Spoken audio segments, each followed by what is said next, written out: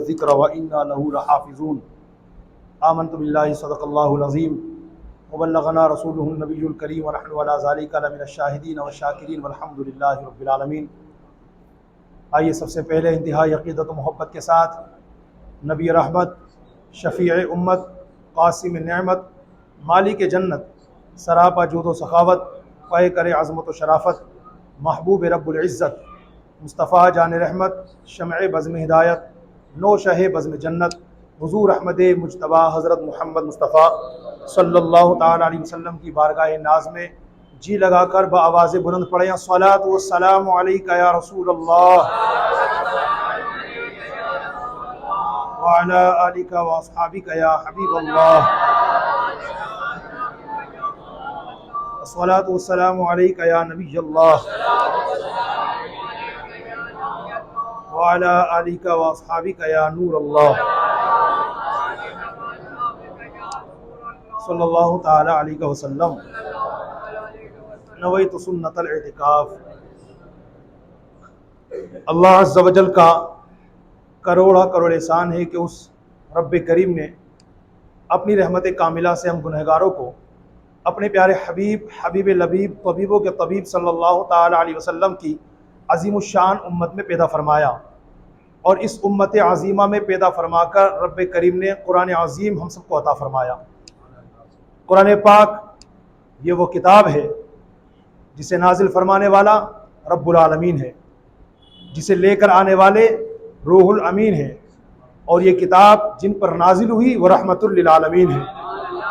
ये किताब जिन पर नाजिल हुई वो नबियों में अफजल, ये किताब जिस महीने में नाजिल हुई वो महीनों में अफजल, ये किताब जिस रात में नाजिल हुई वो रात शब कद्र 1000 महीनों से अफजल, ये किताब जिस ज़बान में नाजिल हुई वो अरबी ज़बान तमाम ज़बानों में अफजल, और जो इस किताब को सीखने वाला सिखाने वाला बन जाए तमाम इंसानों में वो भी सबसे अफजल।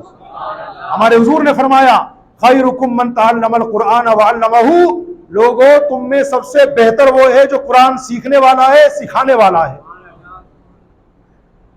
एक हदीस पाक सही मुस्लिम शरीफ की जिसे हमारे उलमा ने पूरे दीन इस्लाम का खुलासा करार दिया है।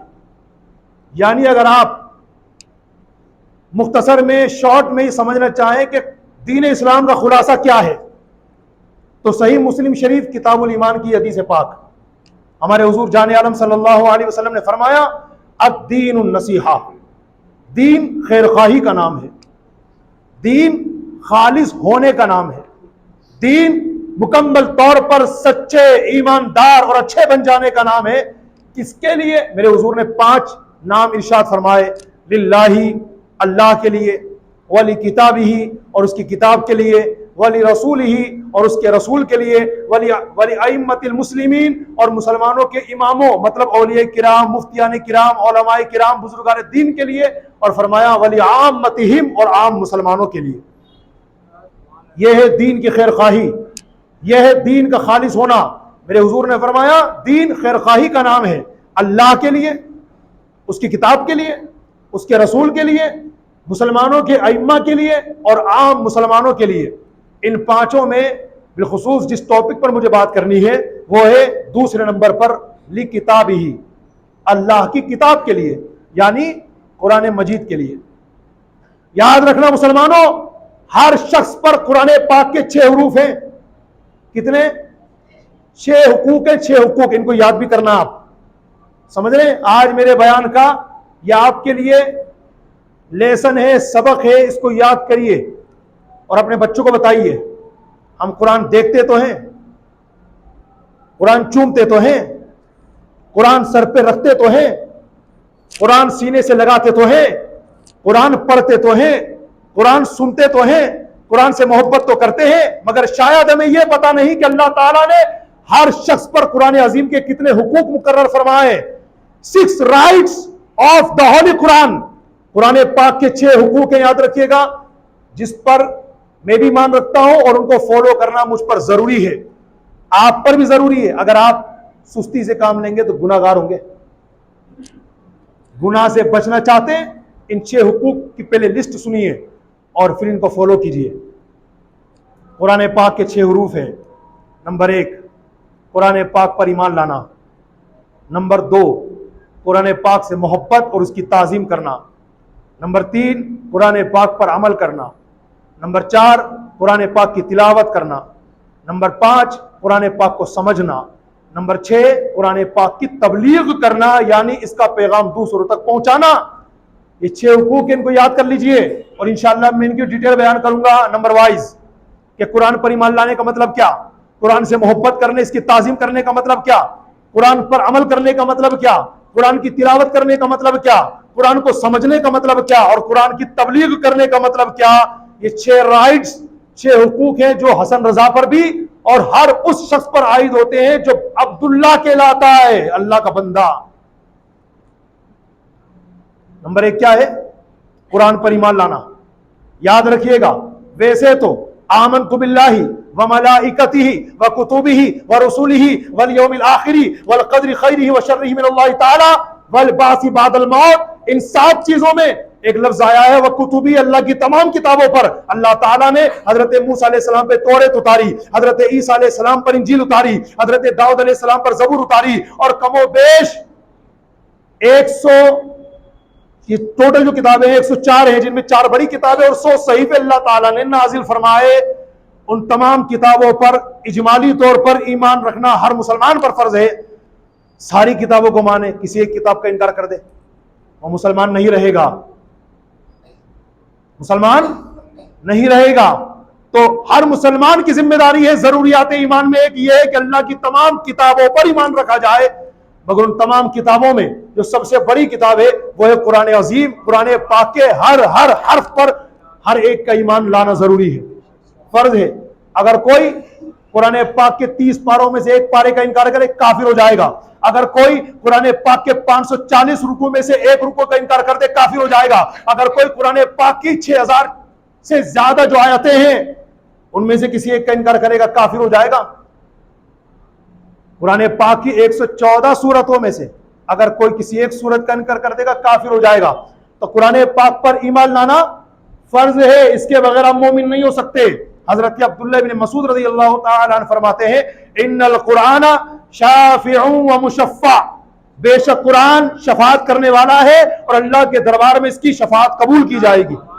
आगे फरमाते हैं, फमन जअलहु अमामहु क़ादहु इलल जन्ना, जो इसे अपना पेशवा बना ले, सुनो गौर से, जो मुसलमान इस कुरान को अपना पेशवा बना ले यह कुरान उसे जन्नत में दाखिल कर देगा।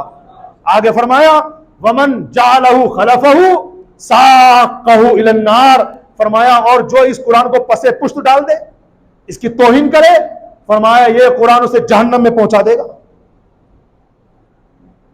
कुरान की तौहीन करने वालों को, कुरान की बेअदबी करने वालों को और माज़अल्लाह कुरान जलाने वालों को यह खुला चैलेंज है कि अगर तुमने आज कुरान पाक की तौहीन करने की नापाक कोशिश की तो शायद तुम ये समझ लोगे कि मुझे अपनी गली का कुत्ता नहीं जानता, लेकिन मैं अगर पवित्र कुरान की बेअदबी करके सोशल मीडिया पे आऊंगा तो यही मुसलमान मुझे हाईलाइट करेंगे, पूरी दुनिया में फेमस करेंगे और मेरा नाम इस तरह ओपन हो जाएगा। और आज दुनिया की घिसी पीटी एक हरकत है कि आज जिन्हें गली के कुत्ते बिल्ली नहीं जानते वो चाहते हैं कि मुझे पूरी दुनिया जान ले। ये पता नहीं कौन सी बीमारी लोगों को लग गई है, खामा का फेमस होना, खामा का अपने आप को कि लोग मेरी तारीफ करें, सबके सामने मेरा नाम आ जाए, किसी भी एंगल से आ जाए।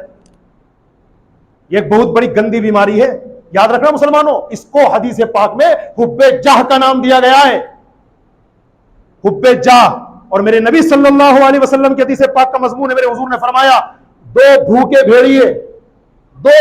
भेड़िए बकरियों के रेवड़ में छोड़ दिए जाएं, वो इतनी तबाही नहीं मचाएंगे जितनी तबाही हुब्बे जाह की बीमारी मोमिन के ईमान और अमल में मचाता है। मैं फेमस हो जाऊं, मुझे लोग जानने लग जाएं। कई औलिया किराम ऐसे गुजरे, कई औलिया किराम आज हम जिनका नाम ही नहीं जानते। क्यों?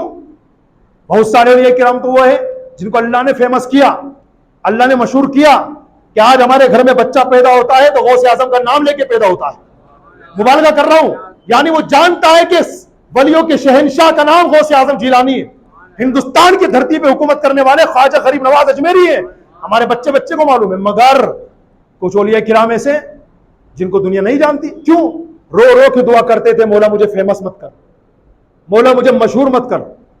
मैंने कई औलिया किराम के तस्कीरे किताबों में पढ़े हैं जो कभी किसी मजलिस में जाते थे, कोने खांचे में बैठते थे ताकि कोई इनको देख ना पाए, जैसे मजलिस खत्म चुपचाप से बाहर निकल गए ताकि लोग जान ना पाए, लोग पहचान ना पाए। कई औलिया किराम के तस्कीरे मैंने किताबों के अंदर पढ़े, अल्लाह ताला ने बड़ा स्टेटस उनको अता किया। जब वो घर से निकलते थे या लोगों के पास आते थे, अजीब व गरीब हरकत करते थे, फटे पुराने कपड़े, हालांकि अल्लाह का दिया सब कुछ है मगर फटे पुराने कपड़े पहनते, अपने आप में आजिजी इनकिसारी का खुगर इतना भरा हुआ था उन्होंने कि अपने आप को कुछ समझते ही नहीं थे, और ये चाहते थे कि लोग भी मुझे कुछ ना समझें, बस एक आम बंदा समझें। ऐसे औलिया किराम के तस्कीरे पे मैंने किताबों में पढ़े कि आजिजी इनकिसारी के माहौल में उन्होंने अपने आप को इतना ढाला और अपने आप को अपने ही अंदर इतना मार डाला कि जब लोगों के सामने आए तो लोग उनको मारने लगे, लोगों ने उनको अपनी मजलिस से भगा दिया। समझ रहे हैं? तो ऐसे भी औलिया किराम हुए, ऐसे भी औलिया किराम हुए। तो जनाब, ये औलिया किराम अल्लाह तबारक व तआला जिन्हें मर्तबा अता फरमाता है, सारे वलियों को मर्तबा देता है, मगर इन वलियों में कुछ वली ऐसे भी हैं जिन्हें दुनिया नहीं जानती। तो ये दुनिया का घिसा पिटा ये किरदार बन चुका है, मुझे मेरी गली का कुत्ता नहीं जानता, मुझे मेरी गली की बिल्ली नहीं जानती, मुझे दुनिया वाले जानने लग जाए, उसका एक आसान तरीका इस दुनिया ने ही निकाला है। किसी नबी की शान में, पवित्र कुरान की शान में, या मुसलमानों के किसी मुतकद्दस के नाम पे, चाहे वो मस्जिद हो, चाहे वो जायनमाज हो, चाहे खाने काबा हो, वगैरह वगैरह, उनकी तौहीन की जाए, उनका अपमान किया जाए, माज़अल्लाह। क्या समझते हैं ये बच जाएंगे? याद रखना मुसलमानों, तौबा करने से पहले मर गए, वहां तो जलेंगे, यहां भी जलेंगे। हमारे बड़े बुजुर्गों से सुन रखा है, खुदा के याद देर अंधेर नहीं है। एक जगह बयान करने गया था तो किसी इस्लामी भाई ने, जब मैंने ये जुमला कहा तो किसी इस्लामी भाई ने इल्म हासिल करने की नियत से मुझसे सवाल किया, हज़रत ये जुमला सही है क्या, खुदा क्या देर अंधेर नहीं? मैंने कहा जी हाँ, हमारे उलमा ने इस जुमले में कोई कबात नहीं रखी है, फतावा अहले सुन्नत मेरे पास मौजूद है, उसके अंदर बाकायदे सवाल किया गया मुफ्तियान किराम से कि अगर कोई ये कहता है कि खुदा के यहाँ देर अंधेर नहीं तो ये जुमला सही है? तो आपने फरमाया जी हाँ, इसमें कोई हर्ज वाली बात नहीं है, और हकीकत भी है, अल्लाह ताला अपने बंदों को मोहलत देता है। कुरान जलाने वाले ने कुरान जलाया, जमीन फटी नहीं, फट सकती थी।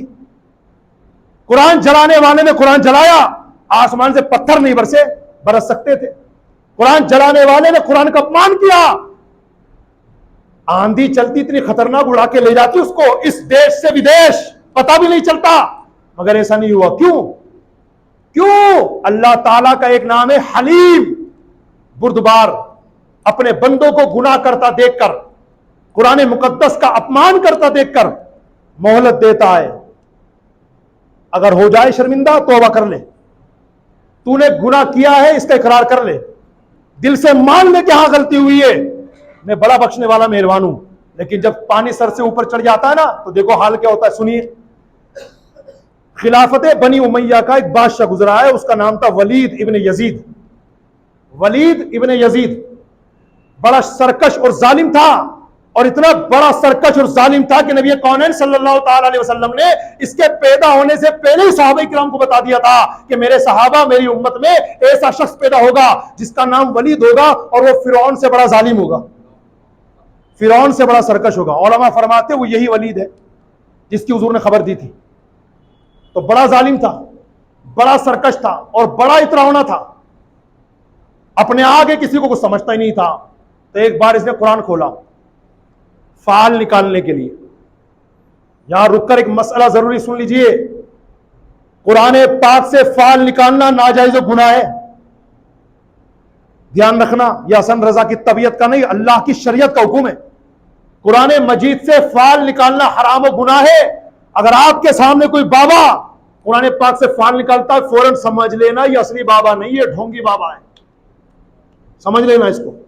क्योंकि कुरान पाक से फाल निकालने को हमारी शरीयत ने, हमारे दीन ने हराम है, कतई करार दिया, नाजायज गुनाह है। लेकिन वो तो मरदूद था ना, सरकश जालिम था, उसको जायज नाजायज की क्या परवाह। उसने कुरान खोला फाल निकालने के लिए। अब समझ लीजिए वो अपने लिए फाल निकाल रहा था कि मैं कैसा इंसान हूं, मैं कैसा इंसान हूं। जब उसने कुरान खोला ना, तो इत्तिफाक से कुरान खोलते ही उसके सामने पारा नंबर 8 सूरतुल अनआम की यह आयत करीमा आई, खाबा कुल्लु जब्बारिन अनीद, यह आयत आई जिसका तर्जुमा यह है, हर सरकश और हर धर्म आदमी इंसान नाकाम व नामुराद हुआ, तबाह बर्बाद हुआ। उसे आ गया गुस्सा, क्योंकि मुतकब्बिर तो था ही, घमंडी तो था ही। तो इसने माज़अल्लाह जैसे ही इस आयत पर इसकी नजर गई ना, तो क्या कहने लगा, अच्छा तू मुझसे कह रहा है, कुरान पाक से कहने लगा, अच्छा तू मुझसे कह रहा है कि मैं नाकाम हो गया, मैं नामुराद हो गया, मैं तबाह बर्बाद हो गया, हाँ हाँ मैं सरकश हूं, हाँ हाँ मैं जालिम हूं, बोल तू मेरा क्या बिगाड़ेगा। और माज़अल्लाह उसने कुरान पाक को शहीद कर दिया।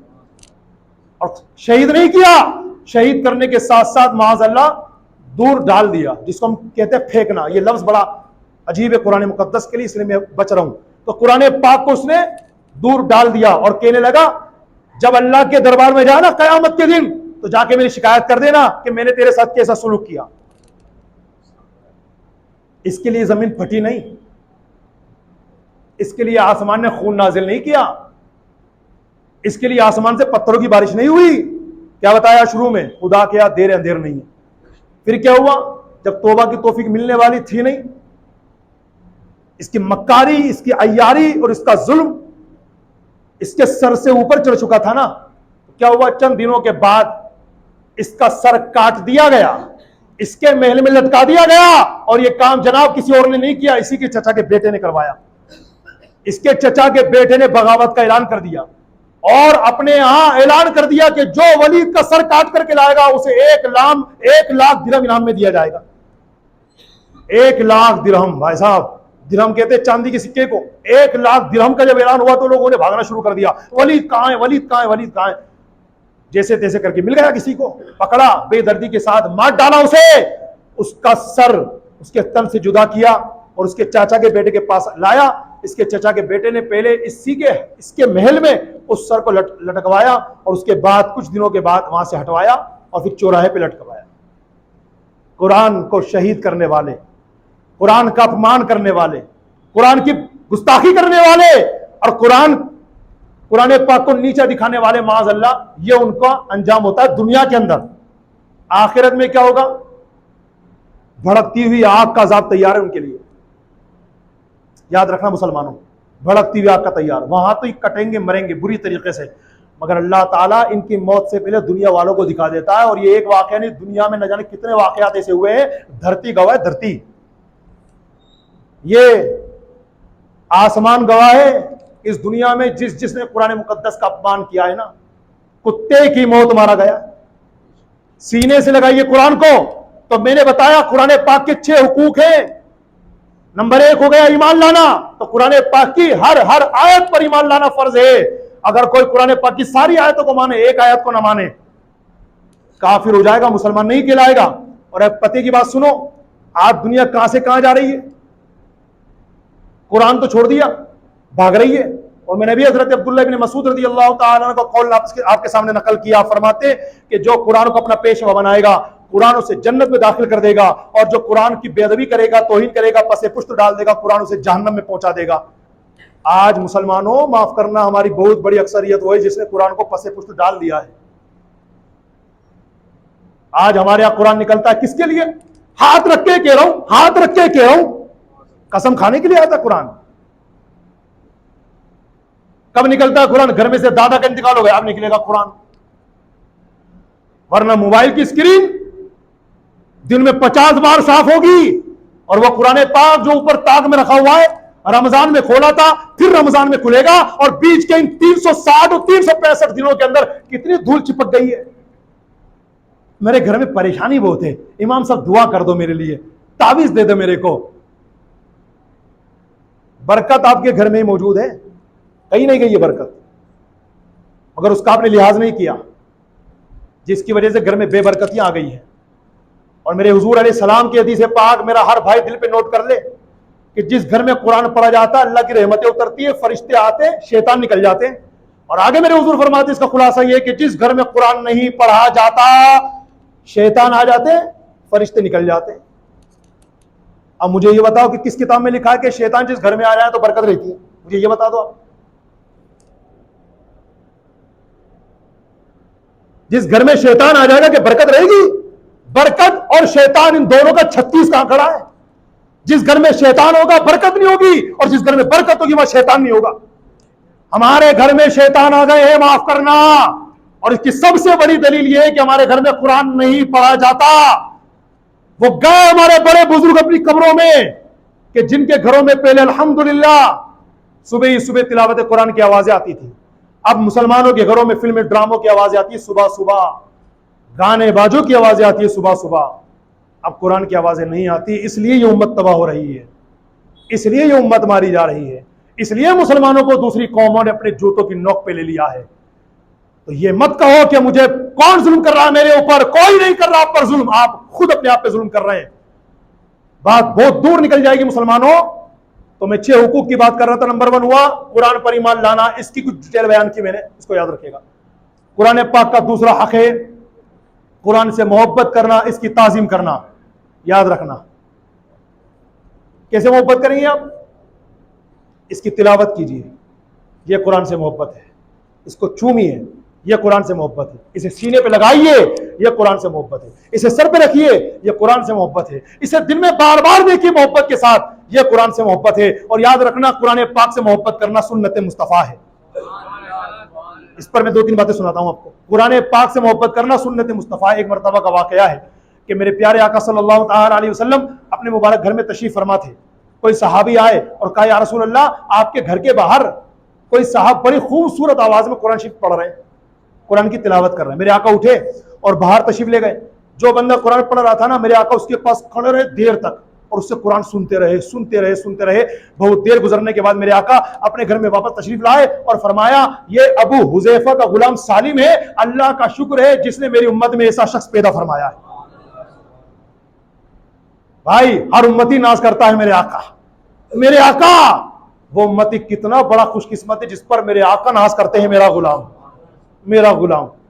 और सुनिए, एक मरतबा रात के वक्त नबी करीम सल्लल्लाहु अलैहि वसल्लम हजरत अबू बकर सिद्दीक और हजरत उमर फारूक आजम को साथ लेकर हजरत अब्दुल्ला इब्न मसूद रज़ियल्लाहु ताला अन्हु के घर तशरीफ ले गए। जब मेरे आका अलैहिस्सलाम उनके घर में एंटर हुए तो उस वक्त हजरत अब्दुल्ला इब्न मसूद रज़ियल्लाहु ताला अन्हु आवाज़े बुलंद कुरान शरीफ पढ़ रहे थे। मेरे आका खड़े रहे, बैठे नहीं। मेरे आका खड़े रहे और खड़े खड़े हजरत अब्दुल्ला इब्न मसूद की तिलावत देर तक सुनते रहे। फिर मेरे आका ने फरमाया, जो ये चाहता है कि वैसा कुरान पढ़े जैसा अल्लाह ने नाजिल फरमाया है, तो वो अब्दुल्ला इब्न मसूद जैसा कुरान पढ़ा करे। अल्लाह अकबर, क्या शान है उनकी। क्या फरमाया, जो ये चाहता है कि अल्लाह ने जैसा कुरान नाजिल किया है वैसा पढ़े, अब्दुल्ला इब्न मसूद जैसा कुरान पढ़ा करे। और मेरे आका ने एक बार हजरत अब्दुल्ला इब्न मसूद से फरमाया, अब्दुल्ला कुरान सुनाओ। तो कहने लगे, हुजूर मैं, कुरान तो आप पर नाजिल हुआ है। मैंने फरमाया, तुम सुनाओ। तो हजरत अब्दुल्ला इब्न मसूद रज़ियल्लाहु ताला अन्हु ने कुरान शरीफ की सूरह निसा की तिलावत शुरू की। मेरे आका सल्लल्लाहु अलैहि वसल्लम सर झुकाकर बहुत देर तक सुनते रहे और रावी बयान करते हुजूर अलैहिस्सलाम की आंखों से मुबारक आंसू बहते रहे। आज हमारी एक बहुत बड़ी कमजोरी यह भी है कि हम कुरान पढ़ लेते हैं मगर हमें रोना नहीं आता। कुरान सुनते हैं मगर रोना नहीं आता। क्यों नहीं आता? बहुत सारे रीजन हैं। गुनाहों की बीमारी भी अलग है। फिर एक वजह यह भी कि कुरान सुनते तो दिल यहां कहां रहता है, सर झुका भी लिया, आंखें बंद भी कर ली। हालांकि हमारे बहुत सारे मुसलमान वो हैं जो जिन्हें कुरान सुनना आता ही नहीं है। यहां कुरान पढ़ा जा रहा है, कभी इधर देख रहे हैं, कभी उधर देख रहे हैं। जबकि हमारे दीन का मसला यह है कि जब कुरान पढ़ा जाए और जो लोग सुनने के लिए आए हैं उन सब पर फर्ज ऐन है कि कुरान पाक को तवज्जो के साथ सुने। कुरान पाक की तिलावत के दौरान बातें करना, एक दूसरे को इशारा करना, यहां तक कि गर्दन फेर कर देखना, यह भी हराम करार दिया गया है। हमारे यहां जब फातिहा खानी होती है, हाफिज साहब या इमाम साहब या जो भी मोजिन साहब कुरान शरीफ पढ़ते तिलावत करते तो पढ़ते पढ़ते एक आयत आती है, मा काना मुहम्मदुन अबा अहदिम मिन रिजालिकुम। जाहिलों की कमी नहीं है हमारे मुआशरे में। कुरान सुनने वाले कुरान सुनेंगे और कुछ ऐसे लोग होंगे पच पच पच पच पच पच शुरू कर देंगे वहीं। अल्लाह के बंदे, मैं भी जानता हूं और हमने आपको कई बार बताया कि नबी करीम सल्लल्लाहु ताला अलैहि वसल्लम का नाम पाक आने पर अंगूठे चूमना जन्नतियों की निशानी है। मेरे आका अलैहि सलाम ने इस पर शफाअत का मुज्दा सुनाया है। सारी बात अपनी जगह पर बिल्कुल सही है, लेकिन यह भी तो देखो कहां चूमना चाहिए कहां नहीं चूमना चाहिए। समझ रहे कि नहीं? कुरान पाक की तिलावत और सुनने के लिए आए तो गौर से तवज्जो से सुनिए। हुजूर का नाम आ जाए, जबान से दुरूद शरीफ पढ़ने की इजाजत नहीं है, दिल में पढ़िए। हुजूर का नाम आ जाए कुरान मुकद्दस की तिलावत के दौरान, जैसे आया मा काना मुहम्मदुन अबा अहदिम, तो अंगूठे नहीं चूम सकते आप उस वक्त, चुपचाप से तिलावत सुनते रहिए। और दुरूद शरीफ जहां तक पढ़ने का सवाल है तो दिल से पढ़ लीजिए, बस इतनी इजाजत है। लेकिन हमारे यहां पर देखो, फातिहा खानी कभी कर लो, देख रहे कितने हाथ चूमा चामी शुरू हो जाएगी। हजरत हमको किसी ने बताया नहीं, तो आपने किसी से पूछा क्या कि कुरान की तिलावत के आदाब क्या है? कितनी बेबरकतियों ने चारों तरफ से घेर लिया हमको। अभी इस मुल्क में, मैं नाम नहीं लेना चाहता उस मुल्क का, मेरी नजर में उसकी हैसियत बिल्कुल खत्म हो गई है जहां पर कुरान अजीम की तौहीन की गई। हुकूमत ने साथ दिया, बताओ। खैर, अल्लाह ताला हिदायत नसीब फरमाए, हम तो यही दुआ कर सकते हैं। लेकिन मैं कह नहीं चाहता हूं, एक बंदे ने अपमान किया, आपका जोश ईमान ही आ गया, बहुत अच्छा है, आना चाहिए। शायद आप जुलूस में भी निकले होंगे, पता नहीं, निकले होंगे, चलो रैली भी निकाली होगी, चलो ठीक है, थाने भी पहुंचे होंगे कोई लेटर पेड लेके शिकायत दर्ज करवाने, बहुत अच्छी बात है। लेकिन आपने अपने अंदर कुरान पाक से क्या चेंज लाए, वो तो गौर करो। इस दुनिया का दस्तूर बन गया, कल नबी पाक अलैहिस्सलाम के बारे में भी हुआ था, उनकी शहजादी के बारे में भी हुआ था। हमने अपने अंदर क्या चेंज लाया? हमें तो लोगों ने खिलौना बना लिया। अपने अंदर ऐसा इनकलाब लाओ, मैं कुरान पढ़ना नहीं जानता, इंशाअल्लाह कुरान सीखूंगा, मैं रोज कुरान पढ़ता हूं, अगर आधा पारा पढ़ता हूं, एक पारा पढ़ूंगा, एक पारा पढ़ता हूं और सवा पारा पढ़ूंगा, 2 पारे पढ़ूंगा इंशाअल्लाह। चेंज तो लाओ। हमें पता ही नहीं है कुरान क्या कह रहा है। बस कभी पता चल गया था कि फबिय्यिकुमा तुकज़्ज़िबान का मतलब होता है तुम अपने रब की कौन कौन सी नेमतें झुटलाओगे, तो जिस बैठक में बैठेंगे यही पढ़ेंगे और बतलाएंगे मैं कुरान जानता हूं। तो मेरे भाइयों, बहुत पीछे, हम बहुत पीछे। दुनिया चांद पे चली गई तो ये मत कहो कि लोग तरक्की कर गए, ये जुमला मत कहो, ये कहो हम पीछे रह गए। वो चांद पे चले गए गैर मुस्लिम साइंसदान, तो ये मत कहो ये तरक्की कर गए, ये मत कहो, ये कहो हम पीछे रह गए। आप कहेंगे हम सब बात तो एक ही, बात एक नहीं है, सुनो गौर से। एक बंदा कार चला रहा है और एक बंदा मोटरसाइकिल चला रहा है, दोनों में आगे कौन होगा? जाहिर सी बात है कार वाला होगा। लेकिन जो कार वाला 40 की स्पीड में चला रहा हो और बाइक वाला 80 की स्पीड में चला रहा हो, अब क्या होगा? अब क्या होगा? अब बाइक वाला आगे निकल जाएगा। तो क्या कोई ये कहेगा कि यार इसकी जो है रफ्तार तेज है? रफ्तार उसकी तेज है, रफ्तार तो इसी की तेज है। वो 80 पे दम तोड़ देगा, 120 पे दम तोड़ेगा, 200 तक चला जाएगा, 180 तक चला जाएगा। रफ्तार इसकी तेज है, मगर कार वाले ने वो रफ्तार इस्तेमाल नहीं की। मुसलमानों, हमारे पास कुरान पाक की सूरत में खजाना मौजूद है, खजाना। प्रॉब्लम यह है कि हमने इस खजाने का यूज नहीं किया, हम पीछे रह गए। और दुनिया ने इसी कुरान से फायदा उठाया, चांद पे पहुंच गए। हमारे कुरान में ईमानियात भी है, मुआमलात भी है, अखलाकियात भी है, मुतफर्रिकात भी है। कुरान खुद कहता है तिबियान लिकुल्लि शै, मेरे अंदर हर चीज का रोशन बयान मौजूद है। हजरत इब्न अब्बास फरमाते हैं, अगर कभी कभार मेरे ऊंट की रस्सी गुम हो जाती है ना और पता नहीं चलता कहां गई, मैं कुरान खोल के पढ़ता हूं, कुरान बताता है फला जगह मौजूद है। यह है। और हम बहुत पीछे हैं भाई साहब। अपने आप को पढ़ा लिखा मत समझो, जैसे कुरान पढ़ाना नहीं आता वो पढ़ा लिखा नहीं है, ये कुरान कहता है। दुनिया वाले अपने आप को हमें पढ़ा लिखा कहे, डॉक्टर साहब बन गए, इंजीनियर बन गए, प्रोफेसर बन गए, लेक्चरार बन गए, लेकिन पोजीशन ये है कि कुरान ही पढ़ना नहीं आता। तो खुश होते रहो, मैं पढ़ा लिखा, मैं पढ़ा लिखा, खुश होते रहो। कुरान आपको जाहिल, गवार, अनपढ़ कहता है। तो कुरान पढ़िए। कुरान, इसी कुरान में डॉक्टरी भी है, इसी कुरान में इंजीनियरिंग भी है, इसी कुरान के अंदर लेक्चर भी मौजूद है। यह कुरान पैदा होने से लेकर मौत तक और मौत के बाद तक के तमाम उलूम हमको सिखाता है। लेकिन हम में से कोई है आगे बढ़ने वाला? अल्लाह पाक फरमाता वलक़द यस्सरनल कुरआन लिज़िक्रि फ़हल मिन मुद्दकिर, हमने कुरान याद करने के लिए आसान कर दिया, तो कोई है याद करने वाला? खैर, तो मेरे भाइयों कुरान पढ़िए। तो दूसरी चीज मैंने बताई हक कुरान का। देखो बात तो खैर पूरी नहीं हो पाई है, तो मैं भी जानता हूं, क्योंकि आज तक का रिकॉर्ड कभी मेरा बयान यहाँ पर पूरा होता नहीं है। पढ़ के बहुत सारा आया हूं कि ये भी बताऊंगा, ये भी बताऊंगा, ये भी बताऊंगा, मगर 5 मिनट में क्या खाक बताऊंगा? खैर, तो अभी 2 ही हुकूक हुए, वो भी पूरे नहीं। अभी दूसरा और आगे चलिए। पहला हक कुरान पर ईमान लाना, आपने सुन लिया, अमल कीजिए इंशाअल्लाह। दूसरा हक कुरान से मोहब्बत करना, इसकी ताजीम करना। मैंने अभी 2 वाक़े इस पर बताए। हजरत अब्दुल्लाह इब्न मसूद के घर मेरे हुजूर गए थे, एक तो ये वाकया, और मेरे आका घर में मौजूद थे, और एक किसी ने आके बताया हुजूर बाहर कोई साहब तिलावत कर रहा है, तो मेरे आका बाहर गए। ठीक है, ये दो वाक़े। अब तीसरा वाक़या सुनिए, कुरान करीम की ताजीम करने पर। सुल्तान महमूद गजनवी का नाम सुना होगा आपने, सुना है कि नहीं? मुसलमान बादशाहों में एक बड़ा नाम है सुल्तान महमूद गजनवी, बड़े पक्के आशिक रसूल थे माशाअल्लाह। इनका इंतकाल हो गया।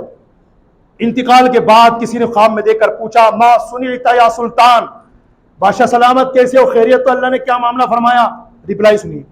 कहते हैं भाई एक मर्तबा का वाकया है कि मैं किसी के घर मेहमान था, जिस कमरे में मुझे ठहराया गया वहीं पर रात मुझे गुजारनी थी। जब रात हुई मैं सोने का इरादा करने लगा तो ताक पर मेरी नजर गई, उस ताक में कुरान शरीफ रखा हुआ था। अब मुझे आराम करना था, नींद भी तगड़ी आ रही थी, कमर में भी तकलीफ थी, चलो कमर सीधी हो जाएगी, मगर कुरान अज़ीम जब मैंने देखा तो सीधा बैठ गया, लेटा ही नहीं। मैं लेटने की पोजीशन हो रही थी, मगर जैसे कुरान पे नजर गई सीधा बैठ गया। अब मेरे दिल ने कहा एक काम करते हैं, यहां पर कुरान शरीफ के सामने लेटना अच्छा नहीं लग रहा, तो एक काम करते हैं, उसको बाहर भिजवा देते हैं, फिर सो जाएंगे। तो फिर मेरे दिल ने कहा नहीं नहीं, अपने आराम के लिए कुरान बाहर, नहीं नहीं ऐसा नहीं होगा।